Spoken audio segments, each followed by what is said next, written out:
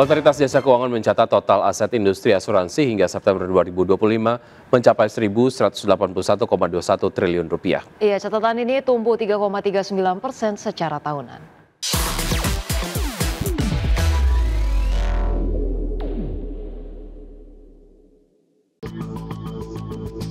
Otoritas Jasa Keuangan mencatat hingga September 2025 total aset industri asuransi mencapai Rp1.181,21 triliun. Capaian ini tumbuh 3,39% secara tahunan. Kepala Eksekutif Pengawas Perasuransian, Penjaminan dan Dana Pensiun OJK, Ogi Prastomyono menjelaskan dari sisi asuransi komersial, total aset tercatat sebesar Rp958,54 triliun atau meningkat 3,91% secara tahunan. Di mana kinerja asuransi komersial tercermin dari pendapatan premi yang mencapai Rp246,34 triliun sepanjang Januari hingga September 2025. Naik 0,38% dibandingkan periode yang sama tahun 2024. Sementara itu, secara umum, permodalan industri asuransi komersial masih berada dalam kondisi solid. Tercatat risk based capital atau RBC, industri asuransi jiwa tercatat sebesar 481,94%, sedangkan RBC asuransi umum dan reasuransi mencapai 326,38%. Di sisi lain, OJK juga mencatat total aset asuransi non-komersial yang mencakup BPJS Kesehatan, BPJS Ketenagakerjaan, serta program jaminan bagi ASN, TNI, dan Polri mencapai Rp222,67 triliun atau tumbuh 1,21% secara tahunan. Capaian total aset industri asuransi nasional hingga September 2025 ini tercatat jauh di atas ambang batas ketentuan minimum sebesar 120%. Dari Jakarta, Tim Liputan, IDX Channel. Pemirsa, Bank Indonesia melaporkan posisi cadangan devisa Indonesia pada akhir Oktober 2025 tercatat sebesar 149,9 miliar dolar Amerika, tercatat meningkat dibandingkan posisi akhir September 2025 sebesar 148,7 miliar dolar Amerika. Ya, peningkatan ini didorong oleh penerbitan Global Bond. Posisi cadangan devisa Indonesia pada Oktober 2025 mengalami peningkatan bila dibandingkan bulan sebelumnya. Bank Indonesia mencatat posisi cadangan devisa Indonesia pada akhir Oktober 2025 sebesar 149,9 miliar dolar Amerika Serikat. Meningkat 1,2 miliar dolar Amerika dibandingkan dengan posisi akhir September 2025 sebesar 148,7 miliar dolar. Kenaikan posisi cadangan devisa tersebut antara lain bersumber dari penerbitan global bond pemerintah serta penerimaan pajak dan jasa. Di tengah kebijakan stabilisasi nilai tukar rupiah dalam menghadapi ketidakpastian pasar keuangan global yang masih tinggi. Direktur Eksekutif Departemen Komunikasi Bank Indonesia Ramdan Denny Prakoso menyatakan Bank Indonesia menilai cadangan devisa ini mampu mendukung ketahanan sektor eksternal serta menjaga stabilitas makroekonomi dan sistem keuangan. Bank Indonesia meyakini ketahanan sektor eksternal tetap kuat didukung oleh prospek ekspor yang tetap terjaga serta arus masuk penanaman modal asing yang diperkirakan terus berlanjut. Sejalan persepsi positif investor terhadap prospek perekonomian domestik dan imbal hasil investasi yang tetap menarik. Untuk itu, Bank Indonesia terus mendukung peningkatan sinergi dengan pemerintah dalam memperkuat ketahanan eksternal guna menjaga stabilitas perekonomian untuk mendukung pertumbuhan ekonomi yang berkelanjutan. Dari Jakarta, Tim Liputan, IDX Channel. PT Global Sukses Digital Tbk emiten dengan kode saham DOSS mencatatkan pertumbuhan kinerja keuangan hingga kuartal 3 tahun 2025. Ya, perusahaan retail dan distribusi alat fotografi dan videografi tersebut membukukan penjualan sebesar Rp623,9 miliar atau meningkat 40% dibandingkan periode yang sama tahun lalu sebesar Rp443,9 miliar.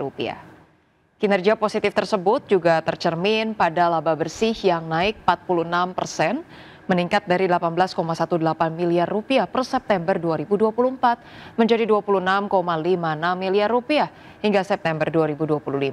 Pertumbuhan ini sejalan dengan meningkatnya kebutuhan konten digital dan pesatnya perkembangan industri kreatif. Ya, indeks harga konsumen China mengalami kenaikan tak terduga pada Oktober 2025, didorong oleh meningkatnya permintaan perjalanan, makanan, dan transportasi selama periode libur panjang. Adapun inflasi tercatat naik 0,2% secara year on year, berbalik dari penurunan 0,3% pada bulan September. Indeks harga konsumen atau inflasi China mengalami kenaikan tak terduga pada Oktober 2025. Hal ini didorong oleh meningkatnya permintaan perjalanan, makanan, dan transportasi selama periode libur panjang. Biro Statistik Nasional China melaporkan bahwa inflasi naik 0,2% secara year-on-year, berbalik arah dari penurunan 0,3% pada September. Sementara itu, inflasi inti yang tidak memasukkan komponen bergejolak seperti harga pangan dan energi meningkat 1,2%.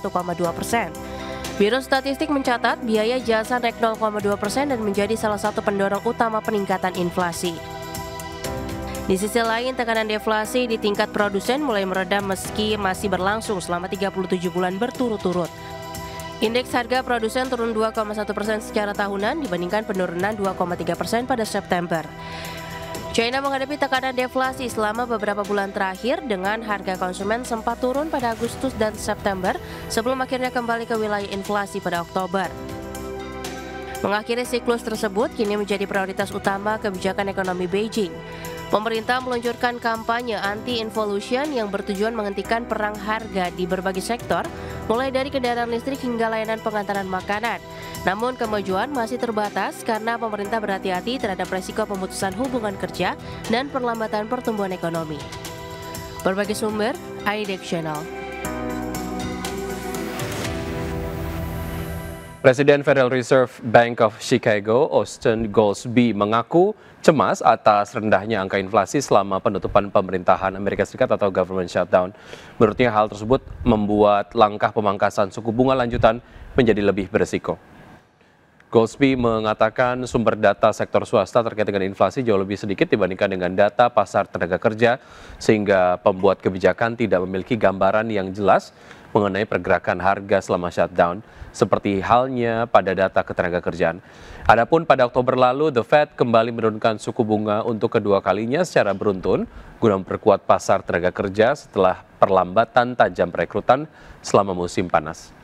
Namun inflasi yang tercatat 3% pada September masih di atas target 2% The Fed, menimbulkan kekhawatiran bahwa proses penurunan harga mungkin memakan waktu lebih lama dari perkiraan.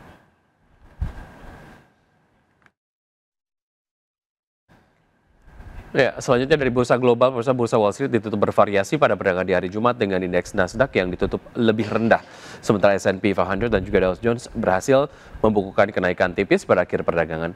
Adapun pergerakan Wall Street diwarnai kekhawatiran penutupan pemerintahan federal terlama dalam sejarah dan valuasi saham teknologi yang menekan minat risiko.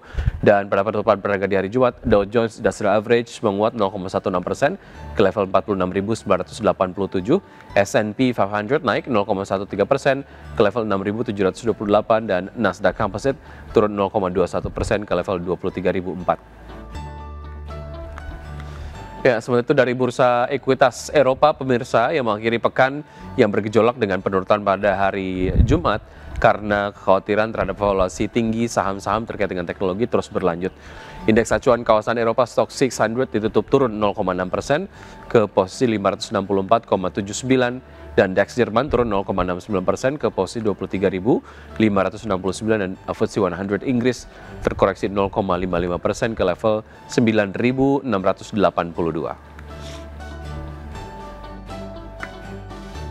Pemirsa, PT Pertamina Geothermal Energy terus memacu pengembangan panas bumi di tanah air. Ya, tidak hanya untuk kelistrikan, namun juga untuk berbagai sektor industri melalui inisiatif Beyond Electricity.